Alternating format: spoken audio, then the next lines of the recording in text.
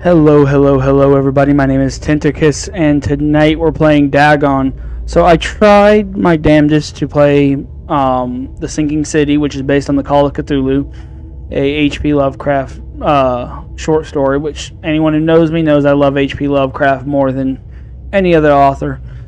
Does he have his issues? Yes, but he was a really good writer. So, that being said, Dagon is based on his work.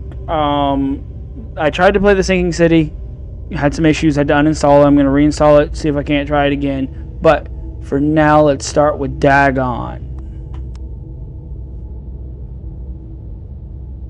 Hopefully.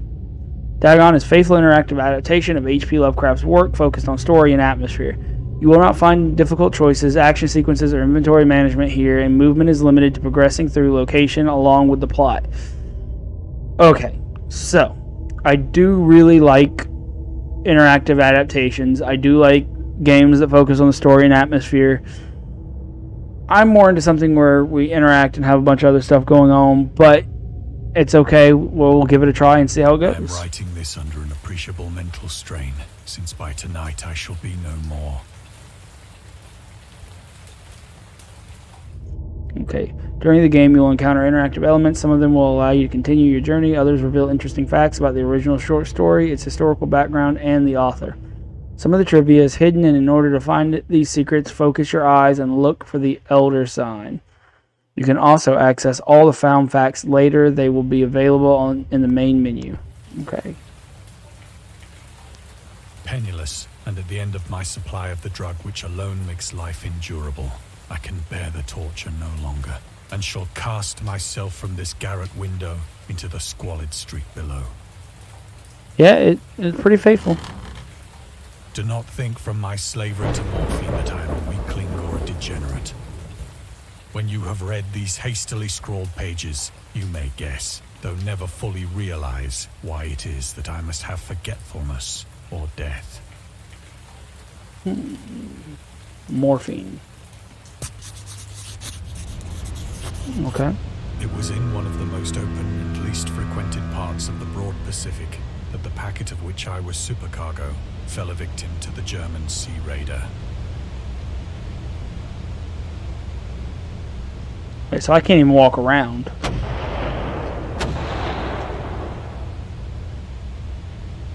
The Great War was then at its very beginning, and the ocean forces of the Hun had not completely sunk to their later degradation.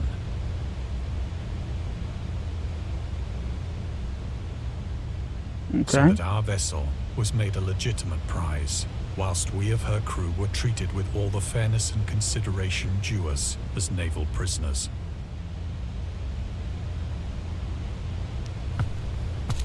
Oh, I missed the flag. So liberal, indeed, was the discipline of our captors, that 5 days after we were taken, I managed to escape alone, in a small boat, with water and provisions for a good length of time.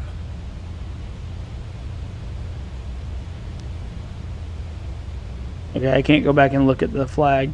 Whoops. When I finally found myself adrift and free, I had but little idea of my surroundings.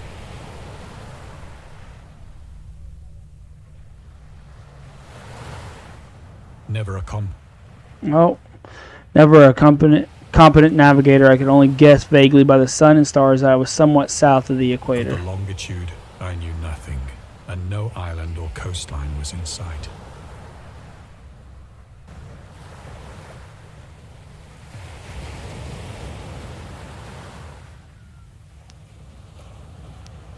Don't want to miss that.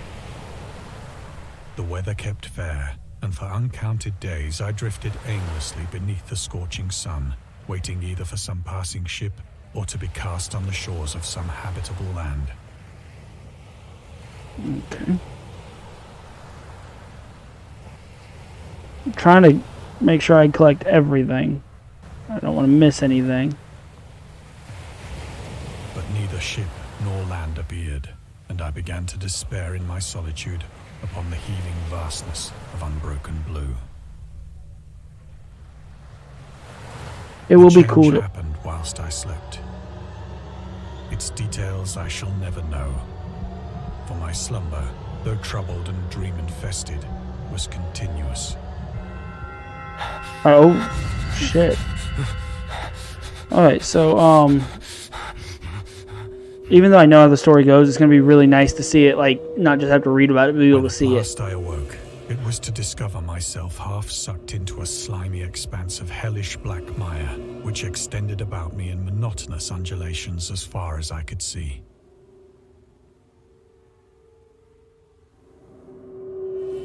And in which my boat lay grounded some distance away. Though one might well imagine that my first sensation would be of wonder at so prodigious and unexpected a transformation of scenery, I was in reality more horrified than astonished. For there was in the air and in the rotting soil a sinister quality which chilled me to the very core.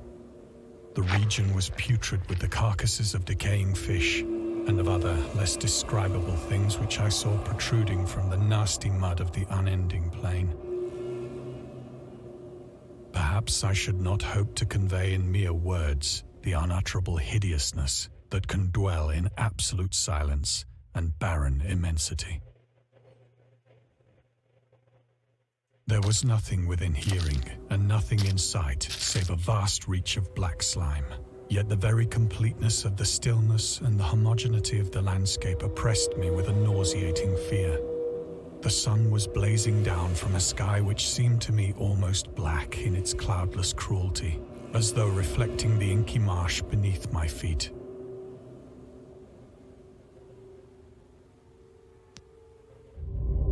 Dagon seems to be inspired by Fishhead, a short novel by Irvin S. Cobb about unnatural affinities between a hybrid idiot, the strange fish of an isolated lake, supernatural horror in literature, H.P. Lovecraft, and Lovecraft's dream about a strange island emerging from the ocean and him crawling in the ooze that covered its surface. I dreamed that whole hideous crawl and can yet feel the ooze sucking me down. In defiance of Dagon, H.P. Lovecraft's interest in the topic stemmed from his aversion to fish and the sea smell, in his own words. I have hated fish and feared the sea and everything connected with it since I was 2 years old, but I cannot recall what early experience gave me such profound and lasting aversion to the sea and seafood. The Dweller in Darkness, Lovecraft, 1927, Donald Wandrei. Okay. Ugh. That sound. As I crawled into the stranded boat, I realized that only one theory could explain my position. Through some unprecedented volcanic upheaval, a portion of the ocean floor must have been thrown to the surface, exposing regions for which innumerable millions of years had lain hidden under unfathomable watery depths. So great was the extent of the new land which had risen beneath me that I could not detect the faintest noise of the surging ocean, straining my ears as I might. Nor were there any seafowl to prey upon the dead things.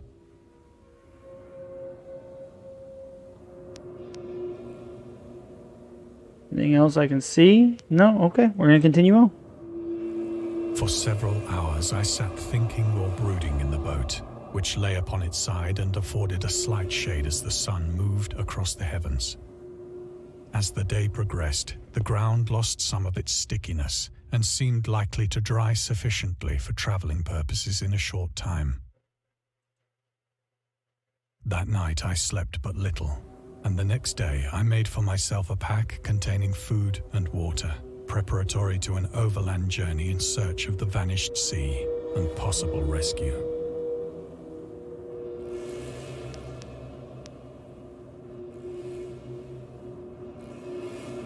Nope, nothing else.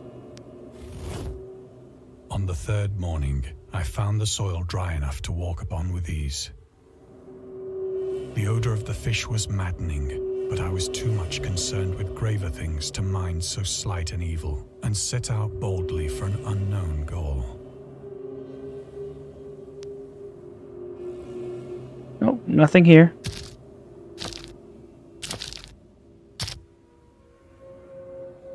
All day I forged steadily westward, guided by a faraway hummock which rose higher than any other elevation The fuck are on the those? rolling desert.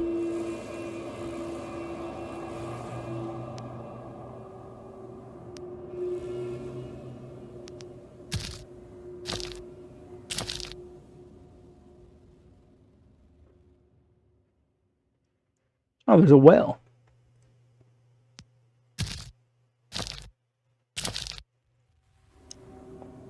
That night, I encamped, and on the following day still travelled toward the hummock, though that object seemed scarcely nearer than when I had first espied it.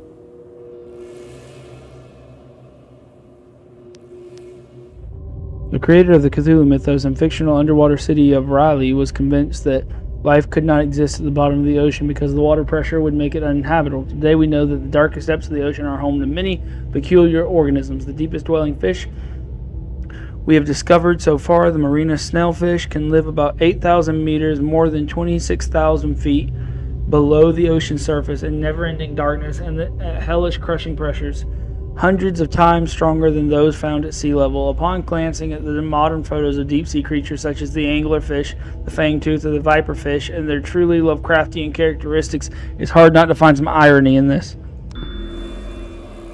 They're not wrong. Like, when you think about the way Lovecraft thought things that lived at the bottom of the ocean might look like, and then you see what we have, it's 100% ironic.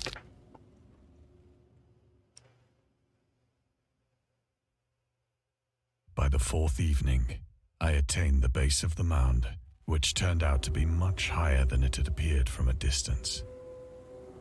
Most mountains do. An intervening valley setting it out in sharper relief from the general surface.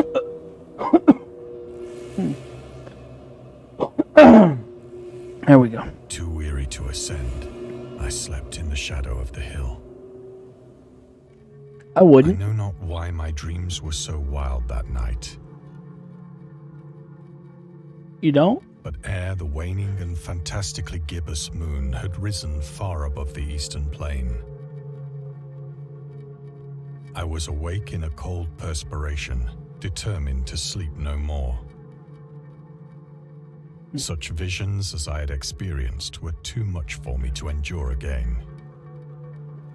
And in the glow of the moon I saw how unwise I had been to travel by day.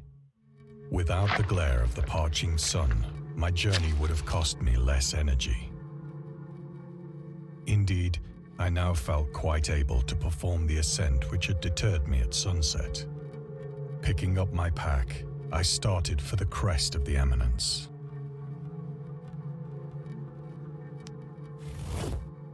I have said that the unbroken monotony of the rolling plain was a source of vague horror to me. But I think my horror was greater when I gained the summit of the mound and looked down the other side into an immeasurable pit or canyon, whose black recesses the moon had not yet soared high enough to illumine. I felt myself on the edge of the world, peering over the rim into a fathomless chaos of eternal night.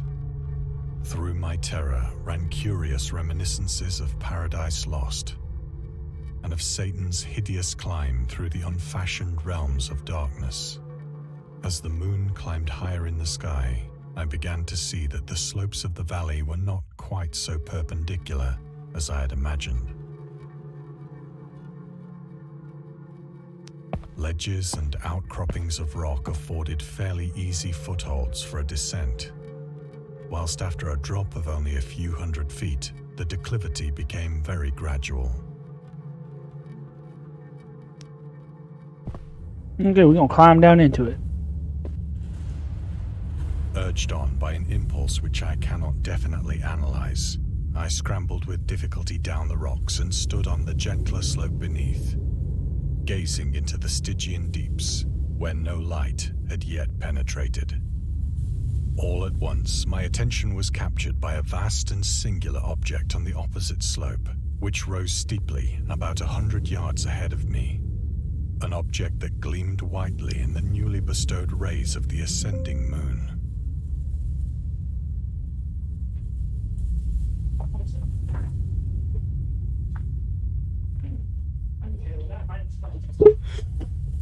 my battery or my laptop wasn't plugged in.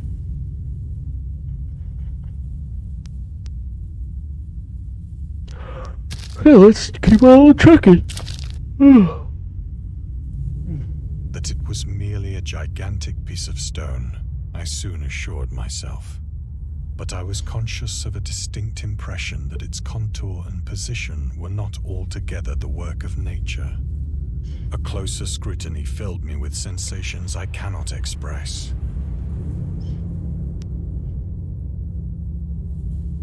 So I think the problem with this, despite its enormous magnitude and its position in an abyss which had yawned at the bottom of the sea since the world was young.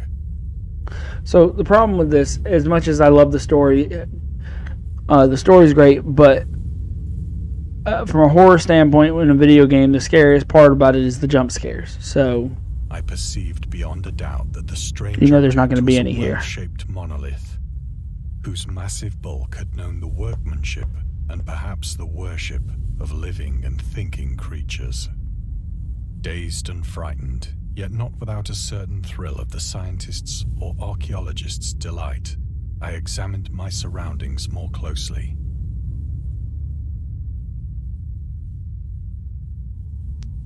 And by that, he means he walked a little closer.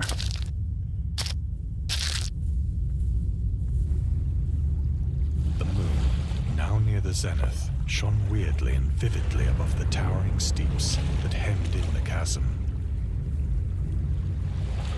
and revealed the fact that a far-flung body of water flowed at the bottom, winding out of sight in both directions and almost lapping my feet as I stood on the slope.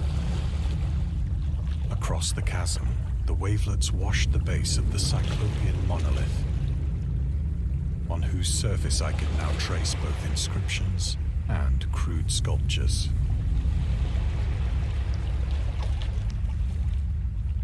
The writing was in a system of hieroglyphics unknown to me and unlike anything I'd ever seen in books, consisting for the most part of conventionalized aquatic symbols such as fishes, eels, octopi, crustaceans, mollusks, whales, and the like.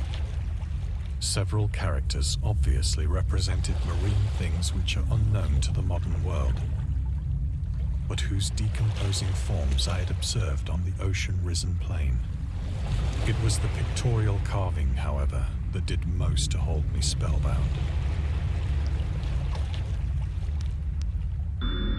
Dagon contains many themes and storytelling methods that Lovecraft developed in his later work, such as telling the story through carvings at the Mountains of Madness, the Nameless City, journals and character notes, the Shadow Out of Time, the Haunter of the Dark, islands emerging from the ocean, the Call of Cthulhu, or fictional beings and deities based on real events and mythologies, Migo and the Whisperer in Darkness.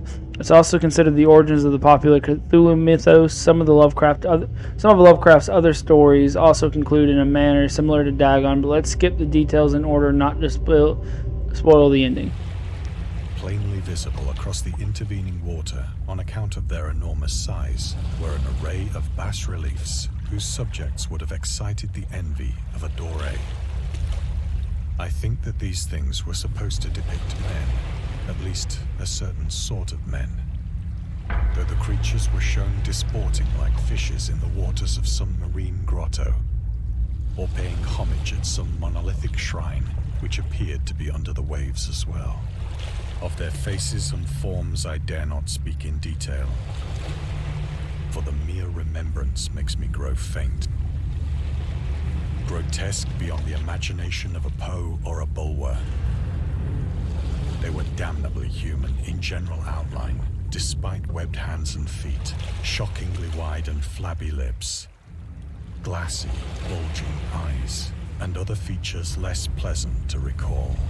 Curiously enough, they seemed to have been chiseled badly out of proportion with their scenic background, for one of the creatures was shown in the act of killing a whale, represented as but little larger than himself.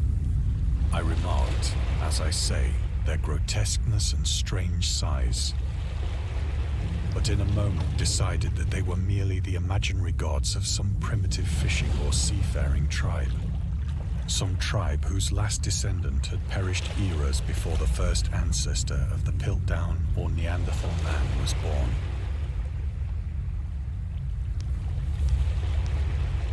Just keep going forward. Awestruck at this unexpected glimpse into a past beyond the conception of the most daring anthropologist, I stood musing whilst the moon cast queer reflections on the silent channel before me. Then, suddenly, I saw it. With only a slight churning to mark its rise to the surface, the thing slid into view above the dark waters. Fiend-like and loathsome, it darted like a stupendous monster of nightmares to the monolith, about which it flung its gigantic scaly arms, while it bowed its hideous head and gave vent to certain measured sounds. I think I went mad then. Of my frantic ascent of the slope and cliff, and of my delirious journey back to the stranded boat, I remember little.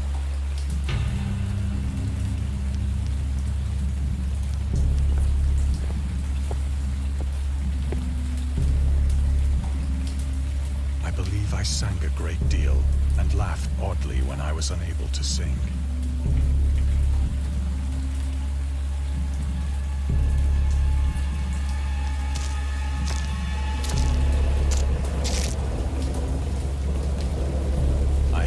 Distinct recollections of a great storm sometime after I reached the boat.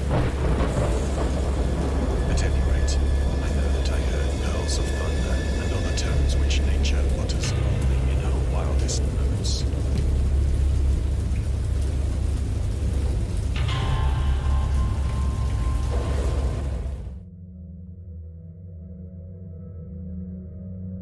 When I came out of the shadows, I was in a San Francisco hospital.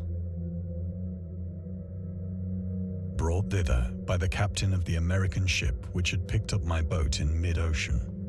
In my delirium, I had said much, but found that my words had been given scant attention. Of any land upheaval in the Pacific, my rescuers knew nothing. Nor did I deem it necessary to insist upon a thing which I knew they could not believe. Lovecraft was a prominent figure in the world of amateur journalism. In 1915, he started publishing his own journal called The Conservative, which included political and social commentary, poetry, short stories, and literary criticism written by him and other authors.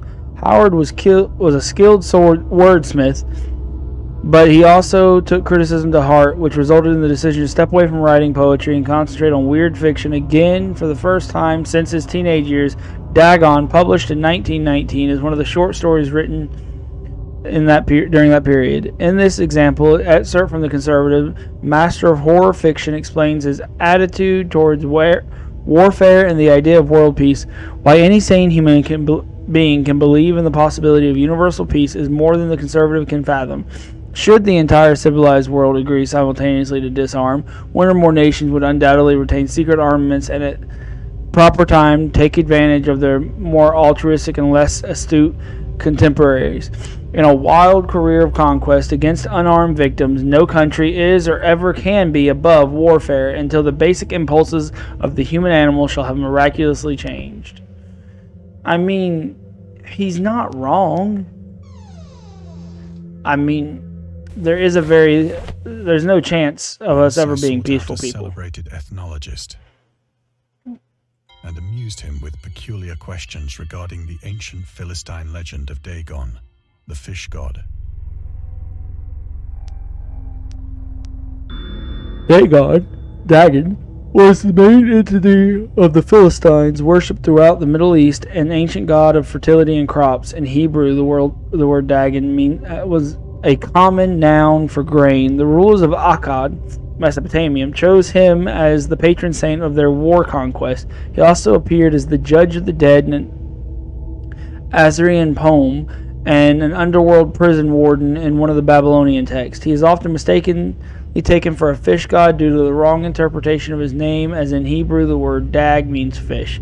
In H.P. Lovecraft work, Dagon is an underwater deity ruling over the deep ones, a humanoid race with fish traits that resides in the ocean. He is worshipped by a secret cult called the Esoteric Order of Dagon.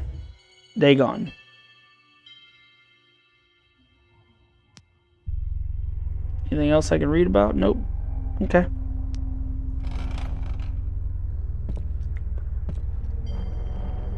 But soon perceiving that he was hopelessly conventional, I did not press my inquiries.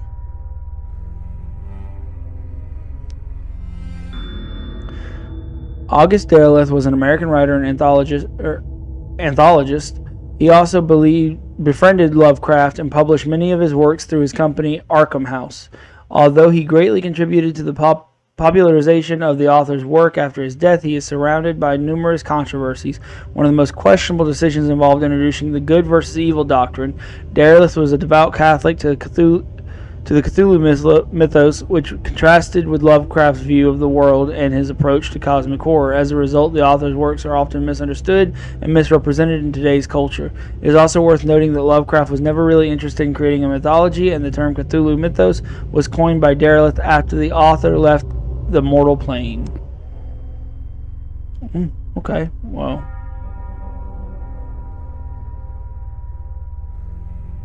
Oh, there we go.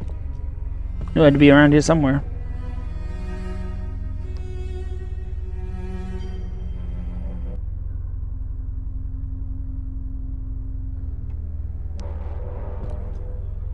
Okay. It is at night, especially when the moon is gibbous and waning, that I see the thing. I tried morphine, but the drug has given only transient surcease and has drawn me into its clutches as a hopeless slave. So now I am to end it all, having written a full account for the information or the contemptuous amusement of my fellow men. Lovecraft on tobacco and alcohol. Lovecraft hated tobacco, even though he used to smoke when he was 12 in order to look and feel like an adult. In his correspondence with friend Reinhard Kleiner, he claims that he quit as soon as he started wearing long pants. He also had very strong opinions about alcohol, as evidenced by his letter to Zella Brown, dated 13th February 1928. As for the matter of drinking, I have never tasted intoxicating liquor and never intend to, having a strong aesthetic disgust at anything which blunts their coercion and delicate nature, equibus, I can't read these words, some of these words, of the evolved human intellect and imagination. Drinking excited my personal repugnance, hence I don't drink. Let the herd do what they will. I am rather in favor of prohibition, the prohibition of any one antisocial force as well as of any other. Source: The Spirits of Revision, Lovecraft Letters to Zelia Brown, Reed Bishop, H.P. Lovecraft, Sean Branney, and Andrew Leman, St. Joshi.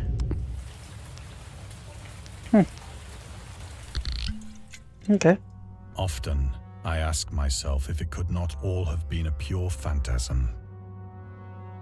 A mere freak of fever, as I lay sun-stricken and raving in the open boat after my escape from the German man-of-war. This I ask myself, but ever does there come before me a hideously vivid vision in reply. I cannot think of the deep sea without shuddering at the nameless things that may at this very moment be crawling and floundering on its slimy bed, worshipping their ancient stone idols and carving their own detestable likenesses on submarine obelisks of water-soaked granite. I dream of a day when they may rise above the billows to drag down into their reeking talons the remnants of puny, war-exhausted mankind. Of a day when the land shall sink and the dark ocean shall ascend amidst universal pandemonium.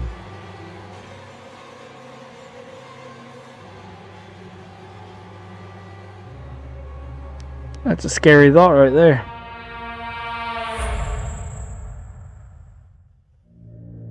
The end is near. I hear a noise at the door, as of some immense slippery body lumbering against it.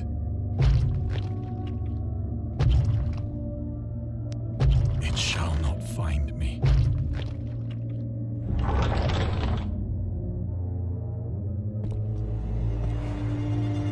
God, that hand!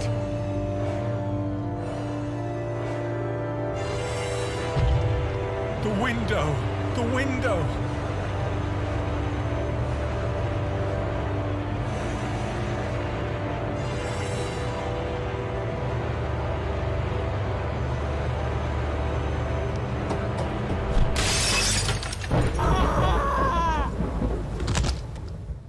I knew that was coming.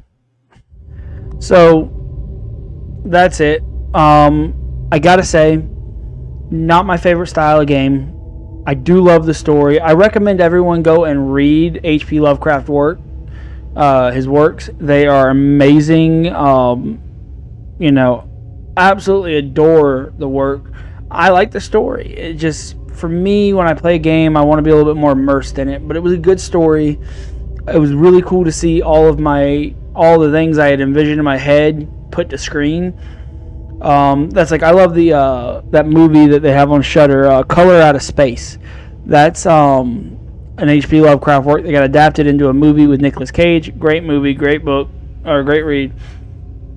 Go read his works and stay tuned for the next video. And as always, if you like the music you hear in the beginning of the video for my intro, the music that I have in my outro, and the music that I play during my live streams, you can check the link down below. That's the link is to a SoundCloud website for John Hatcher. It's called the John Hatcher Band. Great man, does great work. Love his music. Go check him out. If you like my video, press like, subscribe, comment down below, all the good stuff. And if you follow me and you comment on the video, there's a very, very good chance that you could win a $50 gift card when I hit 50 subscribers. So just let me know. Also, go check out the links, the other links down in my description for my Discord, my merch channel. I'll have some merch here soon so you can all see it. And check out Mokisin Gaming. Mokisin is my boy, man. We've known each other for years. I got his back through thick and thin. Go check him out. He does a lot of Pokemon content and excellent guy. And then you go check out Demon Slayer. He does live streaming on Twitch, so go check him out. And I hope you all enjoyed the game, and I will see y'all next time.